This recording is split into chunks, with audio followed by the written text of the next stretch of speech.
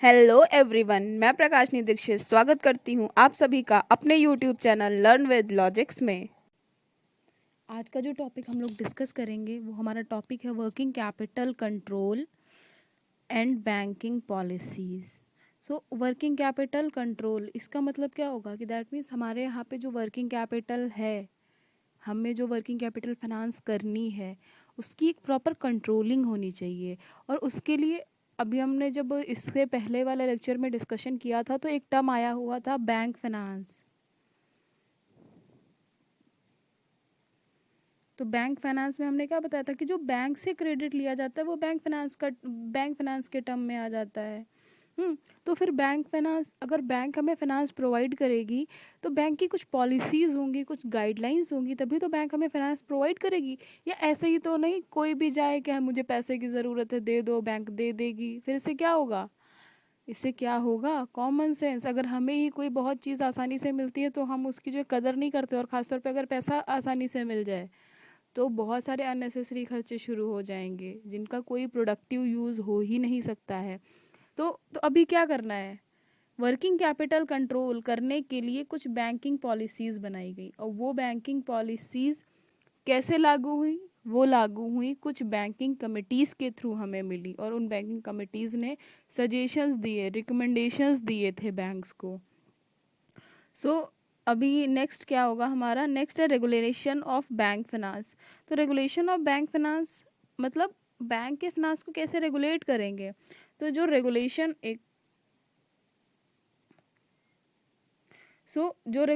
Of bank finance हमारा है, इसमें को कहाँ से इम्प्लीमेंट किया गया? ये आरबीआई के थ्रू इम्प्लीमेंट किया गया। और कब इम्प्लीमेंट किया? Mid 1960s। 1960 के मिड में ये जो है इम्प्लीमेंट किया गया था। इन ऑर्डर टू, क्यों करा गया? Measure of discipline among industrial borrowers. Industrial borrower जो हैं उनके बीच में एक डिसिप्लिन बना रहना चाहिए, और वो डिसिप्लिन्ड है या नहीं है, वो जो इंस्ट्रक्शंस दिए गए वो फॉलो कर रहे हैं कि नहीं कर रहे हैं, ये सारी जानकारी के लिए बैंकिंग फाइनेंस को रेगुलेट करने की ज़रूरत हुई। सेकंड था redirect credit to the priority sector of the economy. Redirect credit to the priority sector of economy का मतलब क्या था? कि जो प्रायर सेक्टर्स हैं इकोनॉमी को, जो बूस्ट अप कर सकते हैं, उनको क्रेडिट से रिलेटेड डायरेक्शंस दिए जाए। डायरेक्शंस के बाद भी उनको बराबर गाइड किया जाए। ये नहीं एक बार डायरेक्शन दे दिया और पैसा दे दिया, काम खत्म। नहीं, प्रॉपर मॉनिटरिंग की ज़रूरत थी। And the second, RBI has been issue guideline and directives to the banking sector towards this end. RBI ने क्या किया? आरबीआई ने गाइडलाइंस इशू करी, और क्या किया? और डायरेक्टर्स दे दिए उनको। क्यों, किसको दिए? बैंकिंग सेक्टर्स को दे दिए कि वो ये सारे काम को इजीली कर सके सही से। अब ये काम कैसे होंगे? ये काम होंगे कुछ कमेटीज़ के थ्रू। तो ये कमेटीज़ कौन कौन सी कमेटीज़ थी? पहली हमारी Tandon committee, Daheja committee, core committee, Marathi committee. ठीक है, तो अभी इन सारी कमेटीज़ को हम वन बाय वन डिस्कस करेंगे। AKTU exam point of view से बहुत इंपॉर्टेंट कमेटीज़ हैं। इनमें से टंडन, दहेजा और कोर कमेटी तो ज़रूर ही एग्ज़ाम में पूछते हैं। इन तीनों में से एक ना एक पूछेंगे ज़रूर। तो बहुत आराम से, बहुत ध्यान से समझेंगे। बहुत इजी कमेटीज़ हैं, कुछ नहीं है, बस एक राय दी गई है। हर कमेटी ने एक अलग, एक यूनिक रिकमेंडेशन, एक सजेशन दिया है कि बैंक किस तरीके से क्रेडिट को मैनेज करेंगे जो वो अपने बोरोवर्स को दे रहे हैं। तो सबसे पहले वन बाय वन अब हम डिस्कस करेंगे। तो सबसे पहले जो हम कमेटी डिस्कस करेंगे वो है हमारी Tandon committee. Tandon committee, reserve bank of India RBI set up a committee under chairmanship of sir Shri PL Tandon sir की चेयरमैनशिप में इन जुलाई 1974 में श्री पीएल टंडन की चेयरमैनशिप में आरबीआई ने सेटअप करी थी Tandon committee. Clear? The practices of most of the bank are still influenced by Tandon Committee's recommendation through financial liberalization occurred in 1990s. इस line का क्या मतलब है कि 1990s में जो लिबरलाइजेशन हुआ, एलपीजी आया, तो उस टाइम पर भी टंडन कमेटी की बहुत सारी प्रैक्टिसेस थी जिनसे बैंक्स इन्फ्लुएंस हुए थे। अब बहुत ध्यान से पढ़ना है।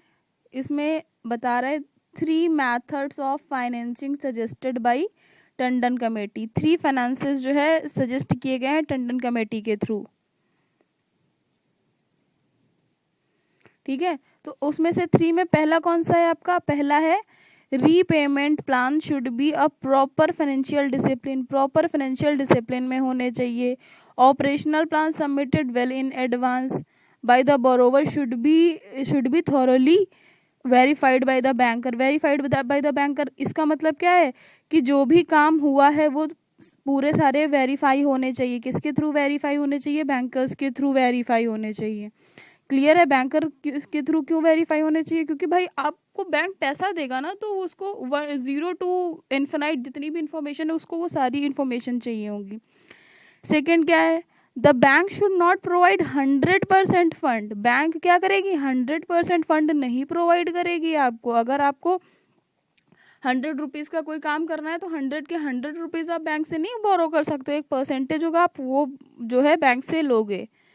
अच्छा, थर्ड क्या होगा? थर्ड में लिखा हुआ था and use of fund should be used for the purpose which it was availed, जिस लिए ये अवेल किए गए हैं वो पर्पस फुलफिल होना चाहिए, वो पर्पस फुलफिल होना चाहिए, वो काम होना चाहिए।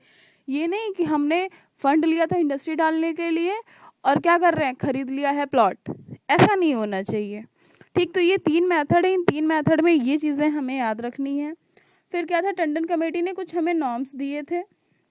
ये नॉर्म्स में कैसे है? पहला था inventory and receivable norm, inventory and receivable norm. इन्होंने इन्वेंट्री और रिसीवेबल में क्या किया कि 15 मेजर इंडस्ट्रीज थी और उन 15 जो मेजर इंडस्ट्रीज थी उनको मैक्सिमम होल्डिंग, कि वो कितने दिन तक होल्ड करते हैं इन्वेंट्री और रिसीवेबल को, उसके बारे में डिटेल देनी थी। तो फर्स्ट क्या था? रॉ मटेरियल से रिलेटेड क्या बताना था कि एक मंथ में रॉ मटेरियल कितना कंज्यूम होता था। दूसरा था स्टॉक इन प्रोसेस, जिसको आप वर्क इन प्रोग्रेस भी बोलते हो। तो स्टॉक इन प्रोसेस में क्या हम बताते थे कि cost of production in a month कितनी आ रही है, और फिनिश्ड गुड्स मतलब सेलिंग कॉस्ट कितनी आ रही है। और फिर रिसीवेबल एंड बिल डिस्काउंटेड, इसमें बेटा हम लोग इंक्लूड करते थे जो सेल हुई है वो टोटल सेल हमारी आती है। ठीक, तो पहले नॉर्म में क्या हम डिस्कस करेंगे? Raw material, WIP, finished good and receivable, ये 4 चीज़ें पहला नॉर्म जो था इन्वेंट्री एंड रिसीवेबल उसमें डिस्कस होगा टंडन कमेटी में। सेकंड था लेंडिंग नॉर्म्स का मतलब जो उधार देना है। इसमें क्या बताया गया? इसमें बताया गया कि maximum amount finances by the bank, maximum amount जो बैंक के थ्रू फाइनेंस होगा। क्लियर है? तो अभी इसमें मैक्सिमम अमाउंट कैसे फाइनेंस होगा उसके बारे में बताया। तो पहले तो समझ लेना है वर्किंग कैपिटल रिक्वायरमेंट कैसे कैलकुलेट होगी। जब करंट एसेट से करंट लायबिलिटी माइनस कर देंगे तो वो क्या हो जाएगा, हमारा वर्किंग कैपिटल रिक्वायरमेंट आ जाएगी उससे। फिर क्या कह रहे हैं कि परमिसिबल बैंक फाइनेंस का मतलब बैंक कितना फाइनेंस आपको दे सकता है। तो बैंक देगा WCR मतलब working capital requirement minus promoters margin of money, जितना मार्जिन प्रमोटर को देना है प्लस जितनी वर्किंग कैपिटल है, वर्किंग कैपिटल की रिक्वायरमेंट जितनी है उसमें से प्रमोटर का हिस्सा माइनस कर देंगे। फिर जो बचेगा वो आपका PBF होगा, परमिसिबल बैंकिंग फाइनेंस होगा आपका। क्लियर है? तो एज पर फर्स्ट मेथड मतलब ये वाला। सो फर्स्ट मेथड के हिसाब से क्या होगा, PMM is equals to your promoter margin money. इस हिसाब से जो प्रमोटर मार्जिन मनी होगा वो 25% होगा। और किसका 25% होगा? वो 25% होगा current asset minus current liabilities का। फाइन, सेकंड मेथड डिस्कस करते हैं। तो सेकंड मेथड, ये आपका सेकंड मेथड हुआ। तो सेकंड मेथड ये यहाँ से आएगा उठ के आपका। तो इसमें क्या कह रहे हैं? इसमें कह रहे हैं 25% ऑफ करंट एसेट, प्रमोटर का कितना हिस्सा होगा? 25% ऑफ करंट एसेट्स। और PBF कितना जाएगा आपका, मतलब बैंक कितना आपको प्रोवाइड करेगी? Current asset minus current liability का 75%, मीन्स वर्किंग कैपिटल रिक्वायरमेंट का 75% बैंक प्रोवाइड करेगी। एज पर थर्ड मेथड में क्या होगा कि थर्ड मेथड में बेटा आएगा आपका जो बैंक देगी परमिशन वो देगी 75%। और किसका 75% देगी? Current asset minus core current assets minus current liabilities. तीनों चीज़ें लेस करने के बाद जो अमाउंट आपके पास बचेगा उसका 75% आपको बैंक देगी as per third method of Tandon committee. Clear? I hope कि टंडन कमेटी आप लोगों को समझ में आ गई होगी। नेक्स्ट वीडियो में हम बाकी की जो 3 कमेटीज़ बची हैं वो कवर करेंगे। तब तक के लिए thank you, enjoy your life, bye bye.